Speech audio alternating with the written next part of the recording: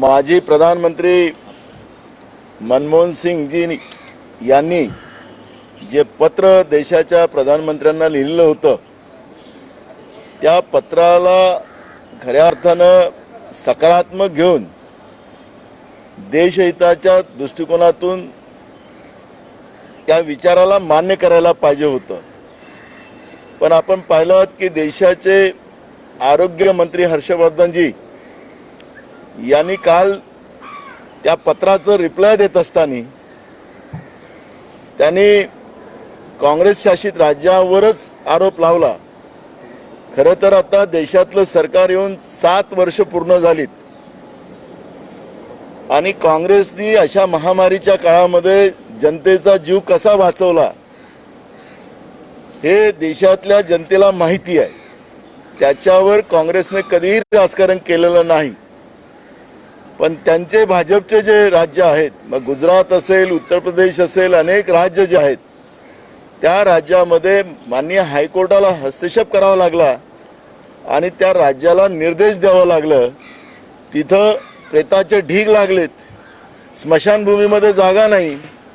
मग त्याही राज्यामध्ये काँग्रेसने चूक केली असं हर्षवर्धनला म्हणायचं आहे का? एक दुसरा महत्त्वाचा प्रश्न, हर्षवर्धनजीच्याच खात्यामध्ये मार्चच्या पहिल्या आठवड्यामध्ये सांगितलं की आता कोरोनाची भीती संपलेली आहे आणि आता कोरोना मुक्त भारत वाटचाल करते आहे। अशा पद्धतीची केंद्रीय आरोग्य मंत्री हर्षवर्धनजीच्या खात्यातून एक प्रेस नोट रिलीज झाली आणि मग आपण पाहिलं असेल की सगळ्या ज्या कंपन्या होत्या, मग रेमडेसिवीर तयार करणाऱ्या कंपन्या असतील, वॅक्सिन तयार करणाऱ्या कंपन्या असतील, या कंपन्यांचं काम संथगतीने सुरू झालं आणि त्याचा परिणाम आता आज आपण पाहतोय की आज मोठ्या प्रमाणात देशभरामध्ये मृत्यूचं तांडव सुरू झालेलं आहे। देशाचे गृहमंत्री अमित शहा यांनी अजून एक वक्तव्य 4 दिवसाच्या पहिले जाहीर केलं की ज्या राज्यामध्ये निवडणुका आहेत त्या राज्यामध्ये कोरोनाची भीती नाही, कोरोना नाही। मग आमचं त्यांना आव्हान आहे की केंद्रातलं सरकार बरखास्त करून देशभरात निवडणुका लावून टाका, म्हणजे देशातून कोरोना मुक्त होऊन जाईल। अशा पद्धतीचा जावई शोध काढण्याचा जो प्रयत्न वारंवार होतो आहे तो आपल्याला निदर्शनास येत आहे। आपण पाहिलं असेल की रेमडेसिवीर खरेदी करण्याच्या बाबतचं राज्य सरकारने टेंडर काढलेले होते। जवळपास 8 लाख रेमडेसिवीर राज्य सरकारला पाहिजे होते आणि त्याचं टेंडर काढलं गेलं होतं। 2 कंपन्याला ते टेंडर मिळालं आणि दर आठवड्याला जवळपास दर दिवशी 50 लाख रेमडेसिवीर 50,000 रेमडेसिवीर हे आम्हाला राज्याला मिळेल अशा पद्धतीचं या दोन्ही कंपन्यांनी सांगितलं। आज आपण पाहतोय की त्यांनी आता राज्य सरकारला कळवलेलं आहे की आम्ही तेवढा काही पुरवठा आम्ही करू शकणार नाही आणि आता तो एकदम आकडा त्यांनी 1500 वर आणलेला आहे। आज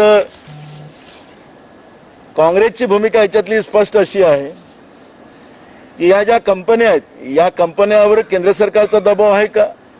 ज्यांनी राज्य सरकारशी एग्रीमेंट केलेलं होतं, नाहीतर महाराष्ट्राला मुद्दामून या पद्धतीचं अडवून रेमडेसिवीर आणि ऑक्सिजनच्या बद्दलचं राजकारण करून राज्याच्या लोकांचा जीव जो मोठ्या प्रमाणात चालला त्या पद्धतीचं कृत्य घडवण्याचा काही प्रयत्न सुरू आहे का? काँग्रेसने स्पष्ट भूमिका मांडलेली आहे। राहुल गांधीजींनी स्वतः पश्चिम बंगालच्या निवडणुकीमध्ये आता कुठलाही प्रचार आम्ही करणार नाही असं जाहीर केलं।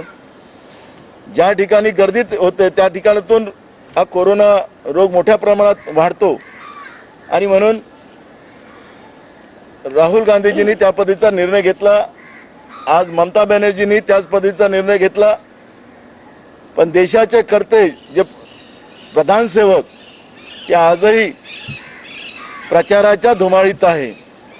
आणि म्हणून आमची भूमिका स्पष्ट आहे. राज्य असो की केंद्र असो, या दोन्ही सरकारनी महाराष्ट्राच्या जनतेला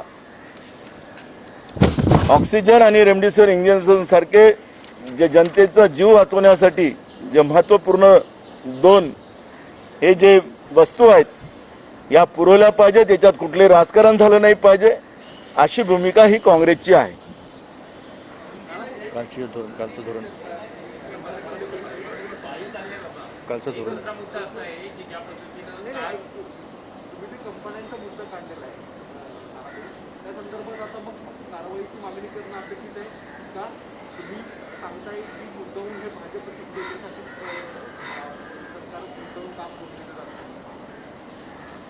मूळ प्रश्न असा आहे की ज्या पद्धतीने कंपन्यांनी आता आम्हाला कळवलेलं आहे राज्य सरकारला, हेच एक अडचणीचा भाग आहे.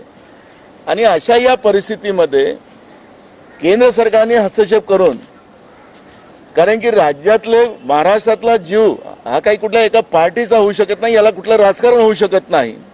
कंपन्या कशा कळवतात असा हा प्रश्न निर्माण झालेला आहे. आणि खऱ्या अर्थानं या पॅन्डेमिकमध्ये केंद्राचा हस्तक्षेप हा महत्त्वपूर्ण असतो. केंद्राला राज्याला वाऱ्यावर सोडण्याचा व्यवस्था नसते, हे आम्ही त्यांना सांगायची गरज नाही. त्याच्यामुळे केंद्राने तातडीने याच्यामध्ये हस्तक्षेप करावा हीच भूमिका आहे. पण लोकांचा जीव या ठिकाणी वाचला पाहिजे. विदाऊट इंजेक्शननं लोकांचा जीव जाता कामा नये याची खबरदारी घेण्याची गरज आहे.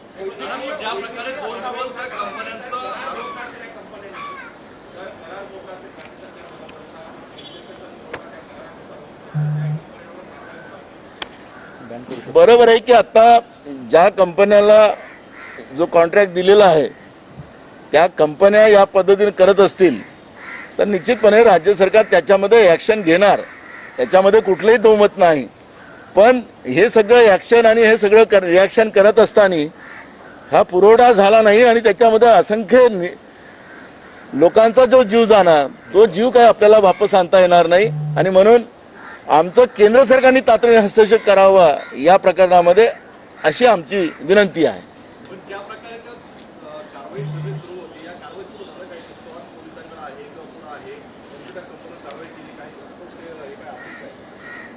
आपण पाहिलं असेल की आजच पोलीस विभागाकडून फार्मा कंपनीवर कारवाई करायच्या बाबतचे पोलिसांकडून त्या पद्धतीची प्रेस नोट आलेली आहे. जवळपास 60,000 रेमडेसिवीर इंजेक्शन त्या ठिकाणी मिळालेले आहेत अशी माहिती आमच्याजवळ आहे. अभिषेक जी, मराठी खत्म हो जाती ना.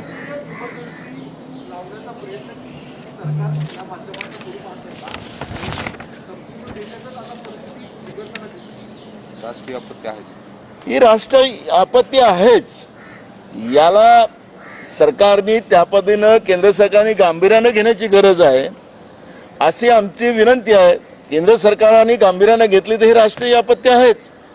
पण तुम्हाला केंद्र सरकार किती गांभीर्याने घेत आहे की नाही घेत आहे ह्याचा आम्ही उल्लेख केला की मार्च महिन्यामध्ये, मार्चच्या पहिल्या आठवड्यामध्ये केंद्रीय आरोग्य मंत्री हर्षवर्धनजींनी ज्या पद्धतीने सांगितलं की आता भारत देश करोनामुक्त होत आहे, म्हणजे याचा अर्थ असा आहे की कोरोनाच्या बद्दल केंद्र सरकारला माहिती असताना सुद्धा आता कोरोनामुक्त भारत होतो आहे अशा पद्धतीचं आरोग्य मंत्रालय केंद्राकडून माहिती येणं ही सर्वात मोठी गंभीर बाब आहे. आणि आज ज्या पद्धतीनं लोक मरतात आहेत, आपले लोक आपल्यापासून सोडून चाललेले आहेत, कुटुंब उघड्यावर पडतात आहेत, याचं उत्तर कोण देणार हा प्रश्न आता या ठिकाणी निर्माण झालेला आहे. आणि म्हणून काँग्रेसची भूमिका सातत्यानं तीच आहे. आपण पाहिलं असेल की डॉक्टर मनमोहन सिंग साहेबांचं पत्र आणि राहुल गांधींनी मांडलेली भूमिका ही देशाच्या हिताची, देशाच्या जीविताचा प्रश्न या ठिकाणी सामोरून आणून केलेला होता. पण चेष्टा करणं हा भाजपचा आता मूळ त्यांचा आता झालेला आहे. आणि चेष्टेमध्येच राजकारण करायचं ही भूमिका जी भाजपने आत्मसात केलेली आहे त्याचा आम्ही विरोध करतो.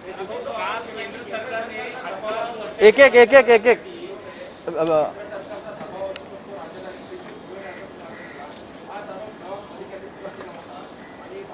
त्यांनी पत्रच दिले तसं.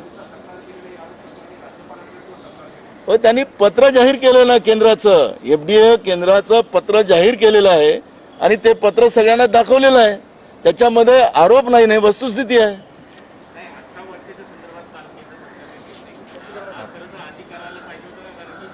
आपण मागणी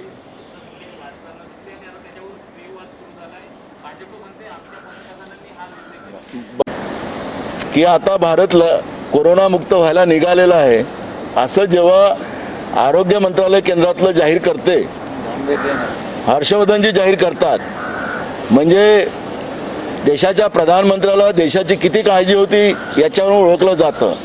आज जे काही त्यांनी राज्यावर जबाबदारी टाकलेली आहे, केंद्र सरकारचं फेल्युअर आहे हे स्पष्ट होतं. हे केंद्राचं फेल्युअर आहे, आता राज्यावर ढकलून दिलेलं आहे. आपल्याला लक्षात असेल की पुनावाल्यांनी स्वतः अमेरिकेच्या राष्ट्राध्यक्षाला विनंती केली की कच्चा माल आम्हाला पुरवा, आमचा जो कच्चा माल नाही आहे. आता खरं तर एका उद्योगपतीने अमेरिकेच्या राष्ट्रपतीला विनंती करावी. हे केंद्राचं किती मोठं फेल्युअर आहे हेही त्याच्यातून निदर्शनास येतं. म्हणून काँग्रेस या सगळ्या प्रश्नाकडे जाणार नाही. काँग्रेसची भूमिका ही आहे की लसीकरण असेल, रेमडेसिवीर असेल किंवा ऑक्सिजन असेल, या सगळ्या गोष्टीमध्ये केंद्राने तातडीने हस्तक्षेप करून देशातल्या प्रत्येक राज्याला, आम्ही हे म्हणत नाही की आम्हालाच द्या सगळं, देशातल्या प्रत्येक राज्याला देऊन देशातल्या जनतेच्या जीविताला धोका निर्माण जो झालेला आहे त्याच्यातून बाहेर काढणं ही काँग्रेसची मागणी आहे.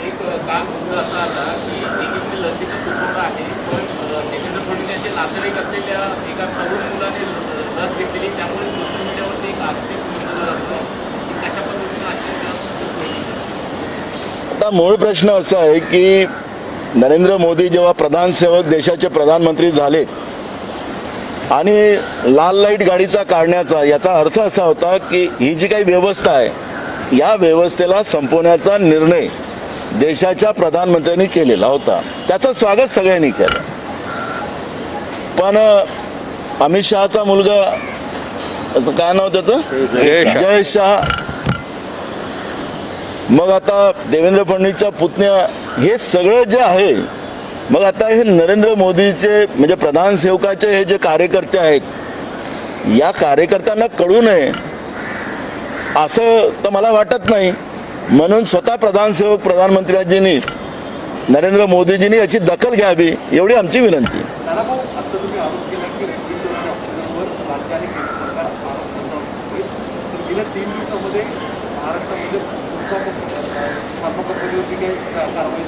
त्यानंतर राष्ट्रवादी विरुद्ध भाजप नेते एकमेकांच्या विरुद्ध आणि आज स्वतः राजेंद्र शिंदे यांनी माहिती दिली की ते कोणत्याही पक्षाला इंजेक्शन मिळणार नव्हते, तर ते राज्य सरकारला दिले जाणार होते. तरी देखील अशा स्वरूपाचं राजकारण का केलं गेलं? एक बघा, याचं रॅशनिंग आहे हे सगळ्यांना माहिती आहे. रेमडेसिवीरचं उत्पादन कमी आणि लागणं जास्त आहे. अशा या परिस्थितीमध्ये जेव्हा केंद्र सरकारने ऑक्सिजन आणि रेमडेसिवीरवर आणि लसीकरणवर जेव्हा रॅशनिंग ठरवलेलं आहे, तर अशा याच्यामध्ये कुठल्याही प्रायव्हेट माणसाला ते वापरता येत नाही, कुठल्याही राजकीय पक्षाला वापरता येत नाही. हीच गोष्ट त्याच्यातली सत्य आहे. आता तो गुजरातमधून येतो की दीव दमणमधून येतो की कुठल्या राज्यातून येतो हा भाग नंतरचा आहे. पण खऱ्या अर्थानं याचा काळा बाजार होऊ नये याच्यासाठी या सगळ्या व्यवस्था केल्या गेल्या पाहिजेत. पण काही पार्टीनं आपण पाहिलं असेल की विधान परिषदेचे विरोधी पक्ष नेत्यांनी सांगितलं होतं की भाजप आपल्या केंद्रातून वाटणार आहे, त्याच्यासाठी आम्हाला गुजरातमधून कोटा मिळणार आहे. म्हणजे हे प्रवीण दरेकरनी 8-10 दिवसाच्या पहिले स्वतः स्टेटमेंट केलेलं होतं. असं वाटता येतं का? त्यांनी त्याचा खुलासा करावा. खरं तर याच्यामध्ये आम्ही वारंवार सांगतोय की याच्यातलं कुठलंही राजकारण होता कामा नये आणि या राजकारणाच्यामुळे जे लोकांचा जीव जातो त्याची जबाबदारी कोणाची, हा प्रश्न आमचा सातत्यानं राहणार आहे.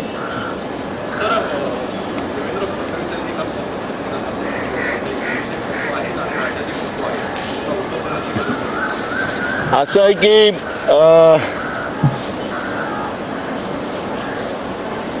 कोणाला तरी फेकू म्हटलं जाते, कोणाला तडीपार म्हटलं जाते, कोणाला टरबुजा म्हटलं जाते, कोणाला चंपा म्हटलं जाते.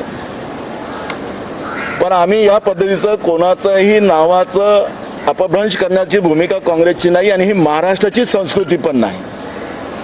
ही महाराष्ट्राची संस्कृती पण नाही आणि आम्ही अशा नावाचा उल्लेख करून कधी पण राजकारण करणार नाही. त्यांनी काय बोलावं, त्यांची संस्कृती आहे, त्या संस्कृतीचं दर्शन ते करतात आहेत. जे काही प्रश्न जनतेच्यासाठी, जनतेच्या हितासाठी मांडायचे असतील तर आमचे नेते राहुल गांधी आणि नाना पटोले हे मांडणार. त्यांनी आम्हाला काही म्हटलं तरी आम्हाला त्याची काळजी नाही. आम्हाला लोकांचं हित हेच आमचं ध्येय आहे.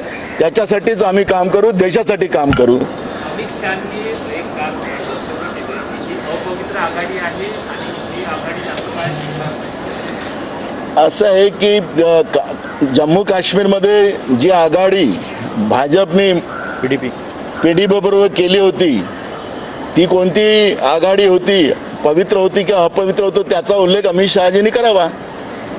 अभिषेक, नाना भाऊ, आपने कहा कि खास करके रेमडेसिविर इंजेक्शन को लेकर के 2 कंपनियों ने इन्वेस्ट किया, 8 लाख वैक्सीन महाराष्ट्र रेमडेसिविर देने के लिए सबमिट किया और बाद में दबाव की वजह से ये सारी चीज़ें वापस ऐसा हमें लगता है। आपने देखा होगा कि महाराष्ट्र सरकार ने जो कोरोना की स्थिति समझकर जो रेमडेसिविर इंजेक्शन की जो डिमांड राज्य में थी उसके आधार पर एक टेंडर निकाला. उसमें 2 कंपनी ने उसको एक्सेप्ट किया और 8 लाख रेमडेसिविर महाराष्ट्र को देने का उन्हें मान्य किया. हर रोज 50,000 इंजेक्शन देने की बात उन लोगों ने की थी, लेकिन दिन ब दिन उन्हें अपना कोटा कम करते गए. आज तो एकदम नहीं के बराबर इंजेक्शन देने की बात वो कर रहे हैं. इसका मतलब है कि कहीं ना कहीं उनके ऊपर दबाव आ रहा है. जो राजकारण 2 दिन पहले भी हुआ महाराष्ट्र में और आज दिल्ली से हो रहा है क्या, ये प्रश्न हमारे सामने है. ये लेकिन कांग्रेस की भूमिका इसमें स्पष्ट है कि ऐसे पेंडेमिक में केंद्र सरकार ने खुद हस्तक्षेप कर जिन कोरोना पेशेंट को रेमडेसिविर इंजेक्शन की जरूरत है उनको पूरी तरह मिलना चाहिए, उनकी जान बचाना चाहिए. ये काम केंद्र सरकार के माध्यम से और राज्य के सरकार के समन्वय से होना चाहिए. इस तरह से केंद्र के विरोध की सरकार महाराष्ट्र में है और उसका विरोध करने की अगर भूमिका की जाती होंगी तो उसका हम लोग विरोध करते हैं. कांग्रेस की भूमिका है कि राज्य सरकार हो या केंद्र सरकार हो, ऑक्सीजन और रेमडेसिविर इसका जो राजकारण जो शुरू है वो तुरंत बंद किया जाए और जनता जो ये कोरोना के बीमारी से रोज मर रही है उसको बचाने के लिए, राहत दिलाने के लिए ये ऑक्सीजन और रेमडेसिविर इंजेक्शन की उपलब्धता कराए.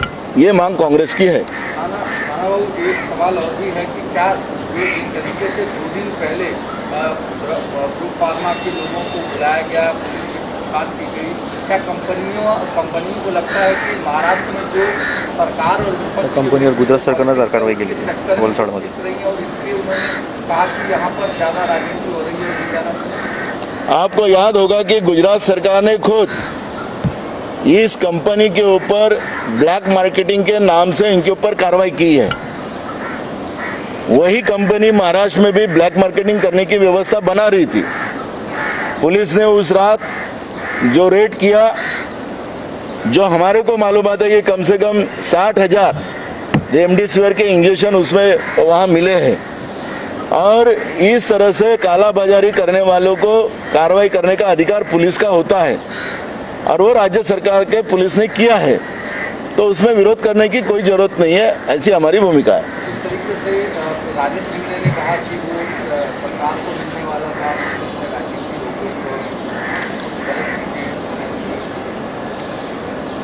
देखो, एक चीज और, अगर गलत था तो FIR क्यों नहीं हुई, गिरफ्तारी क्यों नहीं और आगे की जांच क्या की जा रही है, इस बारे में भी क्लैरिटी नहीं है. प्रश्न पुलिस ने खुद इसके ऊपर कल ही एक प्रेस नोट जाहिर किया है और पुलिस कार्रवाई कर रही है, ऐसा पुलिस का कहना है।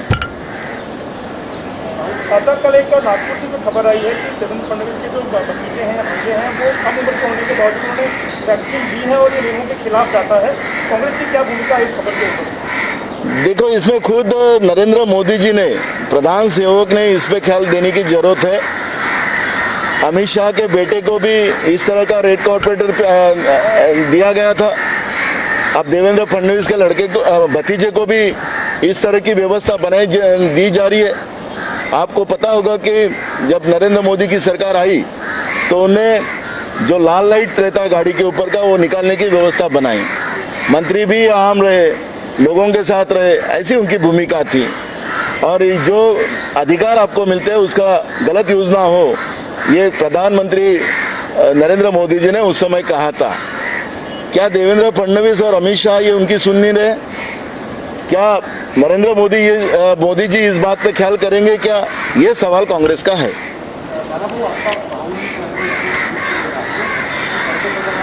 आतापर्यंत जास्त लोकांना वॅक्सिनेशनचा प्रोग्राम जाहीर जरी केला असला तरी तो मोफत द्यायचा, मध्यमवर्गीय लोकांना सुद्धा सुविधा दिल्या जायच्या आणि इतर वर्गांसाठी सुद्धा जो अत्यंत गरीब किंवा केअर फंड दिले पाहिजे. विचार केला गेला नाही.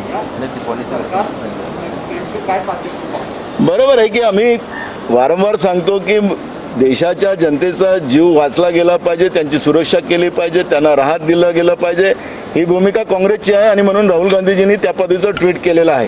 आपण पाहिलं असेल की हे महामारी आहे, हे ऑलरेडी नरेंद्र मोदीजींनी याला जाहीर केलेलं आहे. अशा या पेंडेमिकमध्ये काँग्रेसच्याही सरकारने, त्यावेळेस काँग्रेसचं सरकार असताना अनेक या पद्धतीच्या महामाऱ्या आल्या, त्याच्यामध्ये मोफत लस देण्याचं काम काँग्रेस सरकारने केंद्रात केलेलं होतं. का आता केलं जात नाही? आज प्रश्न त्यामध्ये आहे. राज्यावर ढकलून त्यांची परीक्षा पाहण्याची जी भूमिका केंद्र सरकारने हाती घेतलेली आहे, त्याचा निश्चितपणे एक त्याच्यामध्ये सूचना आदरणीय राहुल गांधीजींनी देशाच्या प्रधानमंत्र्यांना केलेली आहे. पटोले साहब, संजय को जो सामना का संभावित था रोक ठोक, उसमें बेलगांव के साथ जो सीमा प्रश्न है उसके ऊपर लिखा गया था और ये कहा गया था कि जिस तरीके से स्थितियां बिगड़ रही हैं वर्तमान समय में कर्नाटक और महाराष्ट्र के बीच में, आने वाले समय में बेलगांव के लोगों को या कर्नाटक के लोगों को जो नॉन मराठी है उनको तकलीफ हो सकती है महाराष्ट्र में कर पाने में।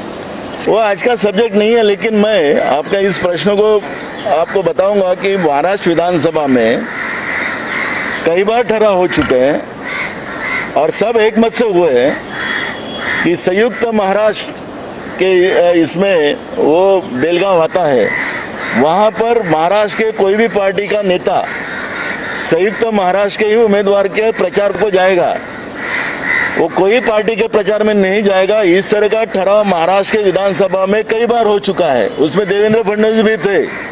आपने देखा होगा कि देवेंद्र फडणवीस खुद बीजेपी के उम्मीदवार के प्रचार में बेलगांव में गए थे। यानी महाराष्ट्र विधानसभा का जो निर्णय होता है वो भी देवेंद्र फडणवीस को मान्य नहीं है, ये उसका अर्थ निकलता है। राज्यातल्या जनतेला जे त्यांना ही लस राज्याने तरी मोफत द्यावी अशी मागणी राज्य सरकार निर्णय करेल. आमचं तर मागणी अशी आहे की वेळ आलं तर कर्ज घ्या, पण राज्यातल्या सरसकट सगळ्या जनतेला हे लसीकरण केलं गेलं पाहिजे, ही मागणी काँग्रेसची आहे.